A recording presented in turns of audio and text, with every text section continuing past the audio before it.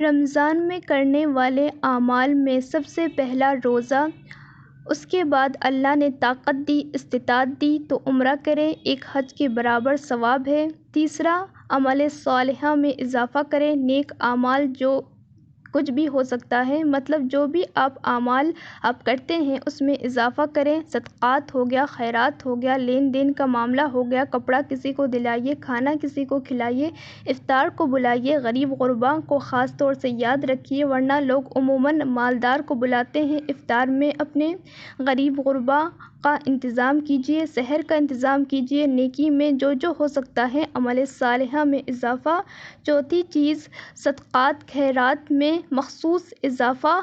اس لیے نبی کریم صلی اللہ علیہ وسلم کے تعلق سے آتا ہے، آپ رمضان میں عام دنوں کے مقابلے میں زیادہ صدقہ کرتے، اتنا صدقہ کرتے جیسے تیز ہواؤں کا چلنا۔ جب تیز ہوا چلتی ہے آپ ڈفرینس محسوس کرتے ہیں نا، ایٹماسفیئر ہے، آج ہوا تیز ہے، اتنا آپ صلی اللہ علیہ وسلم صدقہ کرتے تھے رمضان میں۔ تو صدقے کا اہتمام کیجیے، صدقات اور خیرات جس کو بولیں گے۔ پانچویں چیز، توبہ استغفار کی کثرت، کیونکہ رمضان پاک پا کر اپنی مغفرت نہ کرانے والے پہ ہلاکت ہے۔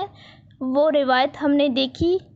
توبہ استغفار، کثرت سے توبہ مطلب اپنے گناہوں سے رجوع کرنا، استغفار اس توبہ کی قبولیت کے لیے جو اعمال انسان کرتا ہے، عمل کرتا ہے، اس کو استغفار کہتے ہیں۔ توبہ وہ عمل ہے جو اللہ سے رجوع کی بات کرتا ہے، استغفار وہ تسبیح ہے جس کو پڑھ کے اپنے گناہوں سے وہ توبہ کرتا ہے۔ تو توبہ استغفار کی کثرت۔ چھٹی چیز، تلاوت قرآن کی کثرت، جس کی تفصیلات ہم نے دیکھی۔ ساتویں چیز، قیام اللیل کا اہتمام، رات کی نماز کا، اس لیے جس نے رمضان میں قیام کیا، ایمان اور اس نیت سے اللہ اجر دے گا، وہ پھر پچھلے گناہ معاف ہو جاتے ہیں۔ اسی طرح آٹھویں چیز، لیلۃ القدر کا پانا، اسی طرح نویں چیز، لیلۃ القدر میں قیام کرنا، کیونکہ لیلۃ القدر کی قیام کا بھی ثواب کیا ہے، پچھلے گناہ معاف ہو جاتے ہیں۔ لیلۃ القدر کا پانا، اس میں عبادت کرنا، لیلۃ القدر میں قیام کرنا، خاص طور سے اس کی بھی بڑی فضیلت ہے۔ اسی طرح 10ویں چیز، اعتکاف کرنا، رمضان میں 10 دن کا اعتکاف۔ نبی کریم صلی اللہ علیہ وسلم سنت موقدہ ہے، 10 نہ ہو سکے تو جتنا ہو سکے اتنا اعتکاف کریں۔ اعتکاف کا کرنا۔ 11ویں چیز، یہ مغفرت کا مہینہ اپنے لیے بنا لینا، مطلب ایسا اعمال کرنا کہ اعمال کر کے اس مہینے کو آخرت میں نجات کا ذریعہ بنا لینا، مغفرت کا مہینہ بنا لینا۔ 12ویں چیز، تقویٰ اختیار کرنا، اس لیے کہ روزے کا مقصد تقویٰ ہے۔ 13ویں چیز جو ہے، جہنم سے آزادی حاصل کرنا، یہ مہینہ جنت میں داخل ہونے کا مہینہ ہے، جہنم سے آزادی کا مہینہ، تو لہٰذا جہنم سے آزادی پا لینا۔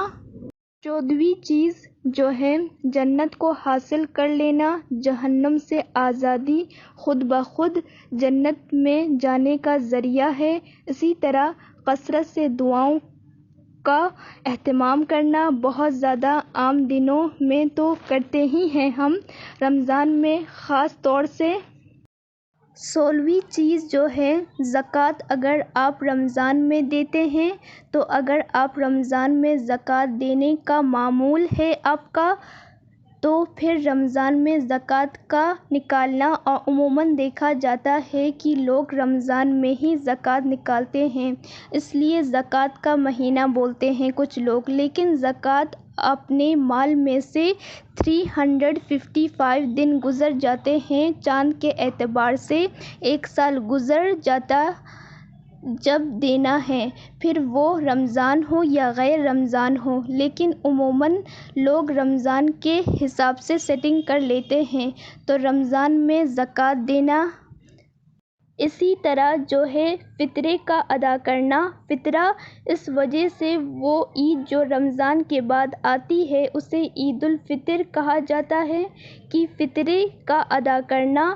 تو یہ چند کام تھے، میں سمجھتی ہوں 16-17 کام تھے ہم نے دیکھے جو رمضان میں مخصوص طور سے زیادہ کرنا ہے، جو عمومی اعتبار سے ہم کو کرنا ہے، عام دنوں میں بھی کرنا ہے یہ ساری چیزیں، لیکن خصوصیت اعتبار سے رمضان کے مہینے میں اضافہ ان اعمال میں کرنا ہے، اس لیے کہ یہ بڑی اہم چیز ہے۔ یاد رکھیے کیونکہ رمضان ایک سیزن اللہ تعالیٰ نے دیا، اس کا ہم فائدہ اٹھائیں، یہ بڑی اہم چیز ہے۔ لہٰذا یہ وہ چند اعمال تھے جو مخصوص طور سے ہمیں چاہیے کہ رمضان میں زیادہ سے زیادہ ہم کرنے کی ہم کوشش کریں۔